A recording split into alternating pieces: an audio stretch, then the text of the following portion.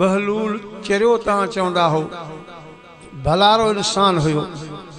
खलीफ़े हारून रशीद सां गॾु रहंदो हो। पोइ हिकिड़े ॾींहुं खलीफ़े हारून रशीद चयसि ॻाल्हि ॿुध बहलूल हे मुंहिंजो लहकुणु खणी वञ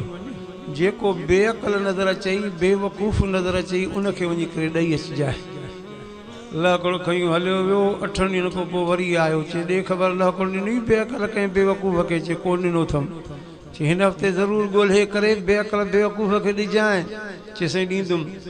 2 ॾींहंनि खां पोइ बादशाह सख़्तु बीमार थी पियो